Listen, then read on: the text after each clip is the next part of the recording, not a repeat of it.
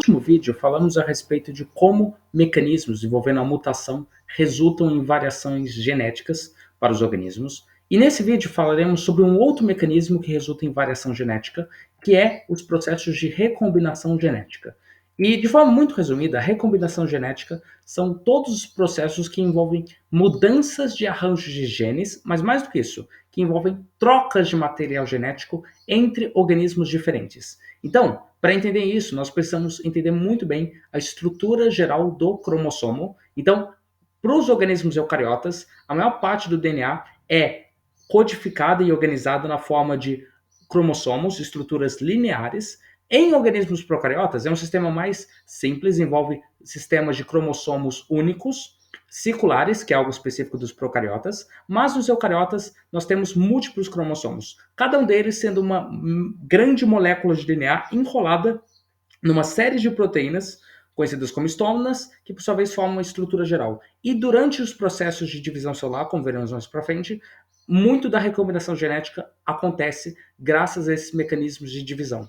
Mas, antes de entrarmos neles, é importante salientar o seguinte: recombinação genética também acontece em procariotas, principalmente via três formas. Então, ou via os processos de transformação, que é quando uma bactéria, por exemplo, sofre um dano e morre e libera parte do seu material genético e esse acaba sendo absorvido por uma bactéria viva.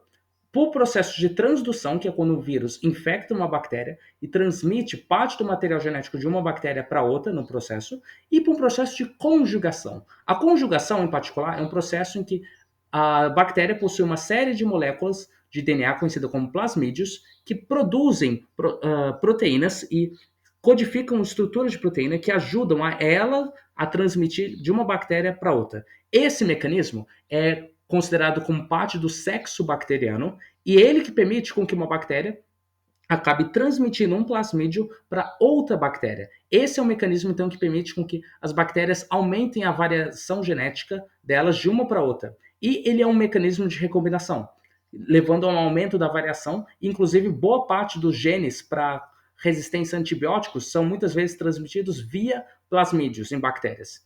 Mas além desse tipo de recombinação, nós também temos a recombinação nos vírus. Os vírus, é bastante debatido se eles são ou não seres vivos, dependendo da definição de vida que nós estamos lidando, mas os vírus têm mecanismos de recombinação muito intensos. Por quê? Porque cada vírus, quando infecta uma célula, no processo pode acabar coletando trechos de DNA da célula hospedeira, que são então passados adiante nos demais organismos que ele foi infectando, algo que já foi mencionado no mecanismo anterior, mas além disso, os próprios vírus, quando dois vírus distintos infectam a mesma célula, podem acabar tendo uma mistura de material genético por diferentes vias, sendo ou por um processo mais misturado, em que parte do trecho de um dos trechos do DNA, junto com um dos trechos do DNA, acaba se codificando, formando cepas virais com trechos misturados. Pode haver uma mistura completa do material genético, ou pode haver misturas de outros trechos que foram dissociados, quando, por exemplo, nós temos vírus com vários segmentos. Isso é mais comum, principalmente em vírus que têm RNA ao invés de DNA, mas também é bastante comum em vírus de DNA. Então, são diferentes mecanismos e o resultado disso é a formação de diferentes cepas virais bem distintas. É um mecanismo evolutivo muito forte para aumentar variações genéticas em vírus de forma bem rápida.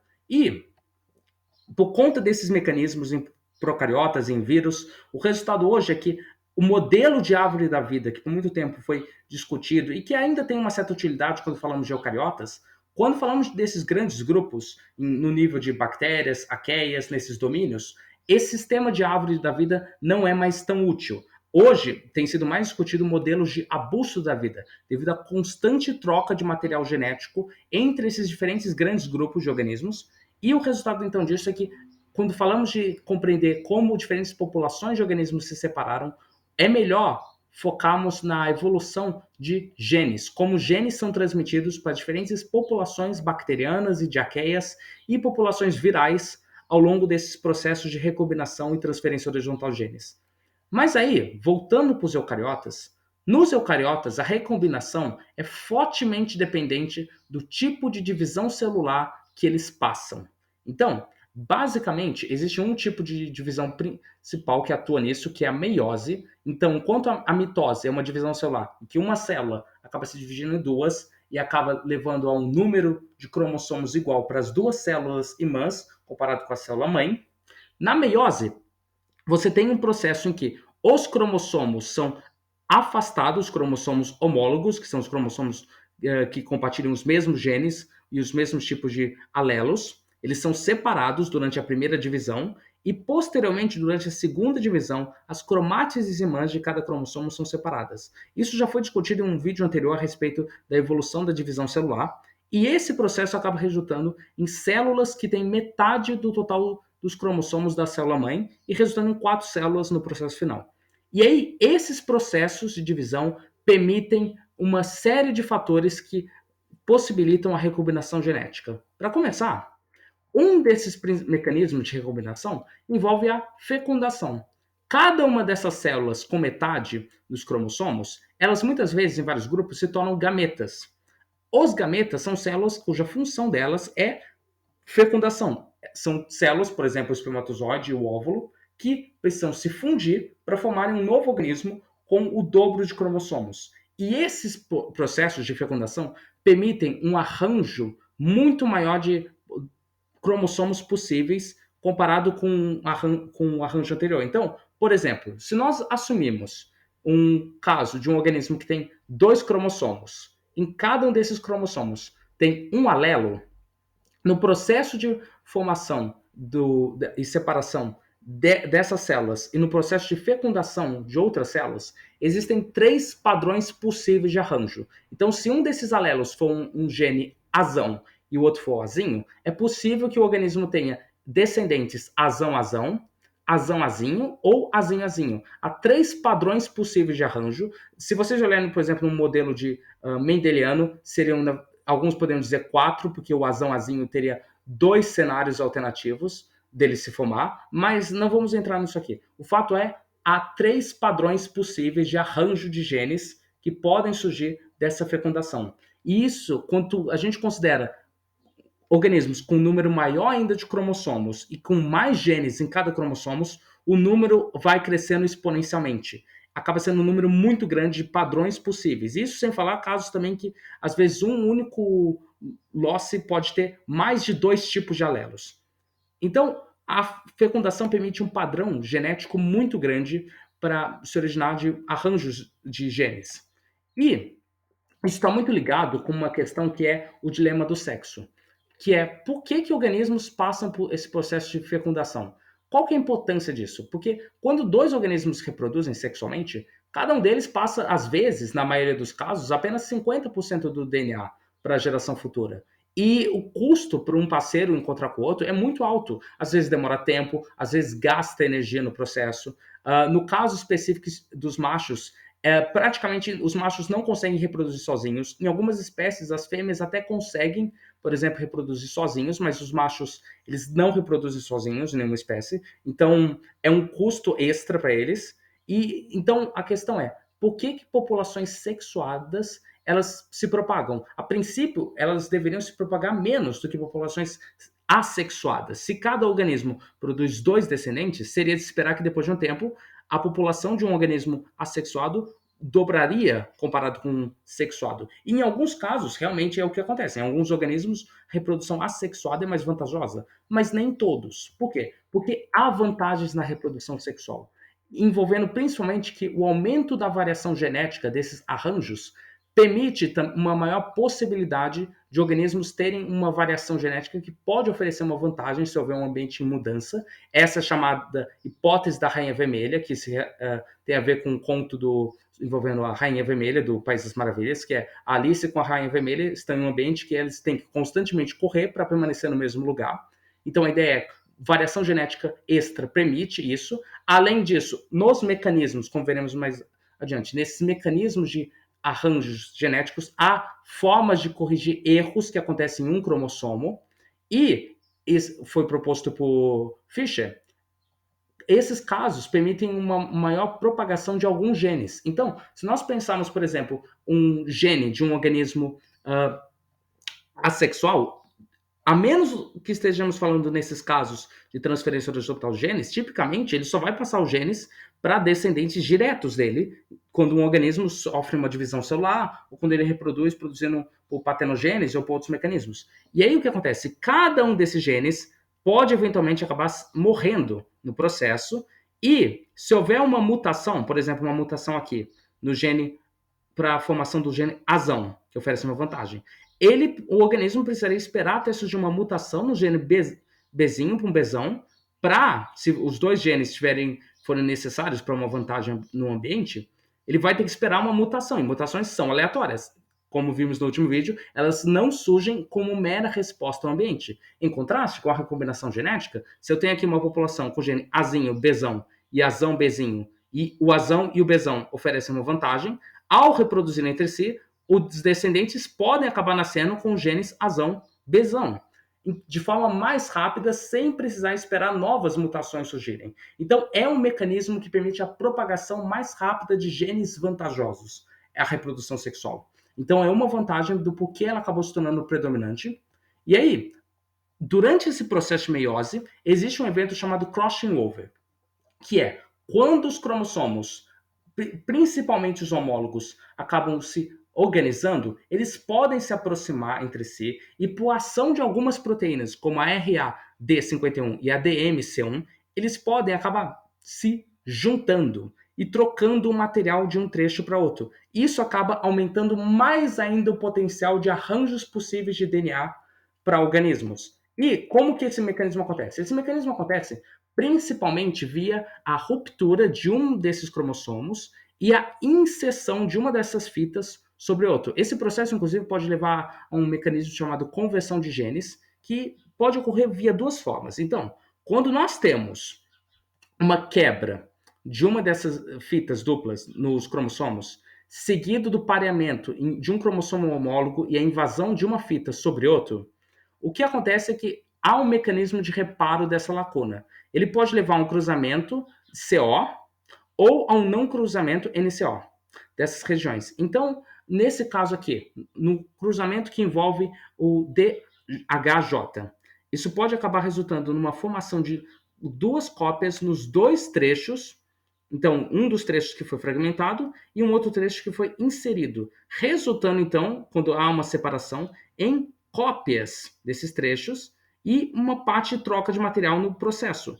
Já no NCO, é um mecanismo que acaba havendo cópia em apenas um dos trechos. Então, esses são mecanismos que podem resultar em uma cópia, além da troca de material genético, uma cópia extra desses trechos. Então, há um mecanismo também de mutação atuando nos processos de crossing over também. E aí o que acontece? O crossing over ele pode acontecer de forma mais igualitária, que é quando dois trechos de cromossomo se ligam entre si no mesmo ponto e trocam material entre si, mas ele também pode acontecer de forma não igualitária.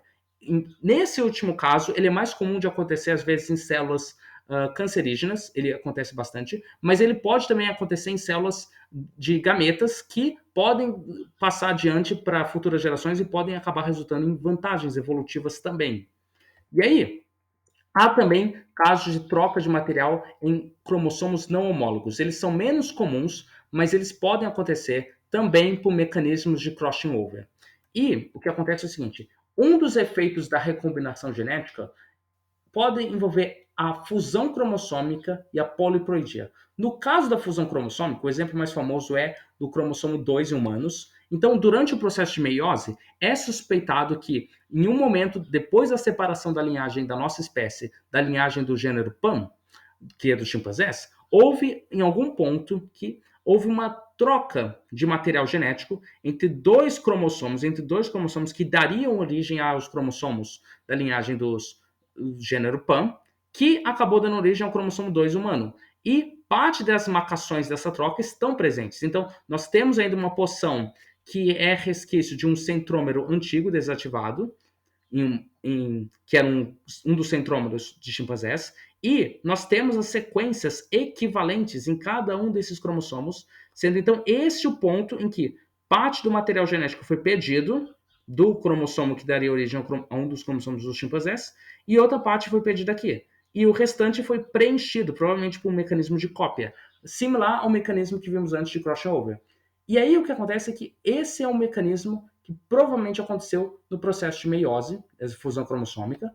Além disso, no mecanismo de poliploidia, que é quando um organismo passa a ter um número de lotes cromossômicos muito maior, há diferentes formas como esse mecanismo pode surgir. Pode acontecer via um erro da meiose, em que quando duas células se separam, elas acabam enviando os cromossomos apenas para um dos lados da célula, ou pode acontecer uma posterior fusão de células diploides que não passaram pelo ciclo de meiose. Então, nesse caso, como mostrado nessa imagem, nós tínhamos uma célula inicial que deveria ter passado por um processo de meiose, mas sofre um processo de mitose, e quando há uma fecundação dessas células, acabamos tendo então o dobro de cromossomos. Esse mecanismo é comum principalmente em plantas, mas ele aconteceu provavelmente em algumas vezes durante a evolução dos animais também. E aí, todos esses mecanismos diferentes, tanto a mutação quanto a recombinação genética, são mecanismos para aumentar a variação genética, o número de variações possíveis de alelos. Mas a questão é, como uma variação se torna comum em uma população ou menos comum? Quais são os mecanismos? E esses próximos mecanismos, veremos nos próximos vídeos, quais são os mecanismos que atuam sobre a variação, para cada uma dessas mutações e para cada um desses novos arranjos de genes se tornarem mais ou menos comuns em populações. E para entendermos eles, nós vamos precisar falar brevemente sobre o conceito do equilíbrio de Hardy-Weinberg. Foi um conceito proposto pelos pesquisadores Weinberg e Hardy, e a ideia deles é que, quando nós falamos de populações de organismos, nós podemos, na maioria dos casos, representar elas da seguinte forma, pela seguinte equação: P ao quadrado mais 2PQ mais Q ao quadrado. Se vocês lembram do modelo que vimos numa das primeiros vídeos dessa série a respeito do diagrama do Mendel, o fato é, quando dois organismos reproduzem, o P ao quadrado representaria os homozigotos dominantes, organismos que têm o genoma azão-azão. O Q ao quadrado, os homozigotos recessivos, então azinho-azinho. E o 2PQ seriam os organismos heterozigotos, o azão-azinho, que no caso, entre dois organismos, um com genótipo dominante e um com genótipo recessivo reproduzindo, ou melhor, dois organismos heterozigotos reproduzindo, eles acabam produzindo metade dos indivíduos, dos descendentes, com o genótipo azão-azinho. Daí, por isso, 2PQ. E aí o que acontece é o seguinte, essa equação é muito usada para descrever a distribuição de genes em uma população. O total desses genes dá o total de genes da população, que é 100%. E aí o que acontece é o seguinte, esse modelo foi proposto a primeira vez como uma crítica à ideia de que os alelos dominantes sempre dominariam uma população. Na verdade, os alelos dominantes só vão dominar uma população se eles tiverem uma vantagem muito grande evolutiva. E aí está um ponto interessante. O equilíbrio de Hardy-Weinberg, ele é um equilíbrio que é usado para descrever populações ideais, populações que na prática não existem. O que é uma população ideal? Uma população ideal é uma população que não sofre evolução. É uma população que a frequência de machos e fêmeas é sempre igual, não existe mudança de alelo, ou seja, não ocorrem mutações, não existe adição de novos genes na população, os cruzamentos são aleatórios, o tamanho da população é infinito e não existe diferença de fitness entre os alelos e genótipos. E aí, o que acontece é o seguinte, quando nós medimos a distribuição de uma população, a porcentagem de alelos, por exemplo, uma população, como representado aqui nesse exemplo, em que nós temos 20% de azão-azão, 60% de azão-azinho e 20% de azinho-azinho. Depois de um certo tempo, se medirmos de novo essa população e vimos uma mudança na distribuição, então 30% de azão-azão, 50% de azão-azinho e 20% de azinho-azinho, se nós vimos uma medição de mudança na frequência desses genótipos, nós podemos então verificar que houve um processo evolutivo. E aí o foco desse modelo é tentar ver quais desses critérios para uma população ideal foi violado. Na prática, boa parte deles é violado. E nós vamos ver ao longo dos próximos vídeos cada um desses mecanismos. Alguns nós já vimos, então não existe mudança de alelos, é falso pelas mutações, elas sofrem mudanças. Além disso, é importante salientar que, como veremos no próximo vídeo, a frequência de machos e fêmeas, ela não é um mecanismo evolutivo real, e veremos o motivo do porquê isso, mas ao longo dos próximos vídeos vamos ver cada um desses mecanismos, por que cada um desses mecanismos é violado e o que a violação deles indica, qual mecanismo a violação deles indica. Começando explicando no próximo vídeo por que a frequência de machos e fêmeas não é um real mecanismo evolutivo, e falaremos também sobre por que os cruzamentos não ocorrem de forma realmente aleatória. Então, essas são as fontes do vídeo e até o